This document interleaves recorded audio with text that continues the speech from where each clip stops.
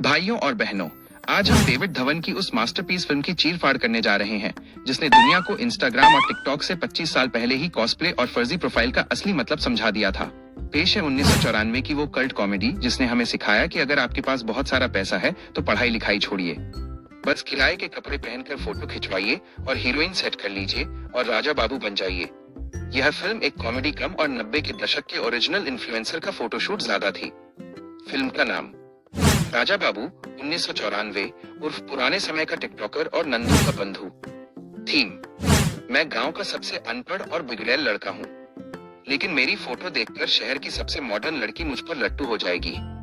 Logic, अगर आपने एक अनाथ बच्चे को गोद लिया है तो उसे इतना लाड़ प्यार दीजिए कि वो 25 साल की उम्र में भी 5 साल के बच्चे की तरह जमीन पर लोट लोट कर रोए, और जब वो कोई बड़ी गलती करे तो उसे समझाने के बजाय सीधे घर से बाहर निकाल दीजिए।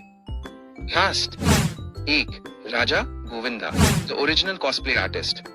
गोविंदा ने इस फिल्म में जो वार्डरोब बदला है उतना तो आज की फैशन ब्लॉगर्स भी नहीं बदल पाती। द फर्जी प्रोफाइल्स, कभी वो डॉक्टर बनकर स्टेथोस्कोप लटकाकर फोटो खिंचवा रहे हैं, कभी पुलिस इंस्पेक्टर बनकर, तो कभी वकील बनकर।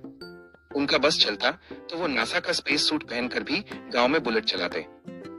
नियम के हिसाब से भाई साहब, मेरा मतलब है बाबू साहब का दिल करिश्मा पर आ जाता है तो उसको पटाने के लिए वो धर्मवीर के धर्मेंद्र का गेटअप लेके उसके घर पहुंच जाते हैं, और करिश्मा जो फिल्म में काफी पढ़ी लिखी दिखाई गई है वो उसको अनपढ़ की तरह पहचान भी नहीं पाती, और बाद में गोविंदा अनपढ़ है पता चलने पर उससे नफरत करती है। 2, नंदू, शक्ति कपूर, द अल्टीमेट साइडकिक। बॉलीवुड के इतिहास में इससे ज्यादा कंफ्यूज्ड और लॉजिकलेस कैरेक्टर आज तक नहीं बना। द ड्रेस कोड, वो पूरी फिल्म में एक अजीब सा नेकर छतरी लेकर घूमते हैं। द कैच फ्रेज, नंदू सबका बंधु, सच है ना? और समझ में आया क्या? वो राजा बाबू के बेस्ट फ्रेंड है, लेकिन राजा बाबू दिन में कम से कम 10 बार उन्हें बिना बात के थप्पड़ मारते हैं। ये कैसा बंधु है भाई जो सिर्फ कुटने के लिए रखा गया है?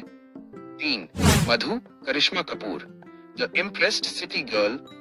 करिश्मा कपूर इस फिल्म में इतनी होशियार दिखाया गया है कि बस पूछो मत। द अंधा प्यार, वो राजा बाबू की एक फोटो देखती हैं जिसमें उसने किसी और की गाड़ी के सामने डिजाइनर सूट पहनकर पोज मारा है, और बस उन्हें प्यार हो जाता है। कोई बैकग्राउंड चेक नहीं, कोई पूछताछ नहीं।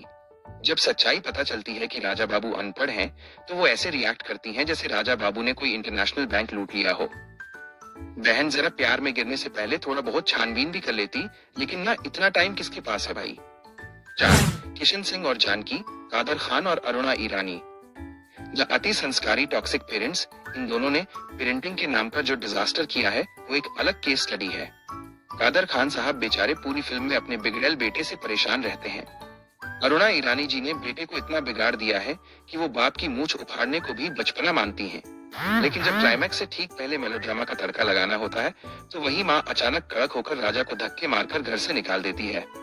मतलब 25 साल तक बिगाड़ा और 25 सेकंड में सुधारने की उम्मीद।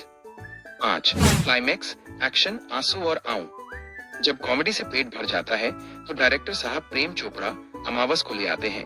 फिर वही घिसा पिटा 90 का क्लाइमैक्स शुरू होता है, गोदाम, किडनैपिंग और राजा बाबू का हल्क बनकर सबको कूटना। आखिर में सब रोते हैं, गले मिलते हैं और राजा बाबू को उनकी मधु मिल जाती है। 6, निष्कर्ष, वर्डिक्ट, राजा बाबू लॉजिक और साइंस से कोसों दूर एक ऐसी फिल्म है जिसे आप दिमाग घर पर रखकर ही एंजॉय कर सकते हैं। गोविंदा की एनर्जी, शक्ति कपूर का पागलपन और कादर खान के डायलॉग्स इसे 90 की सबसे रिपीटेबल और कल्ट कॉमेडी बनाते हैं। रेटिंग 5 में से 4.5। अगर ये वीडियो पसंद आया हो तो प्लीज सब्सक्राइब करिए फिल्मी डॉक्टर को। धन्यवाद।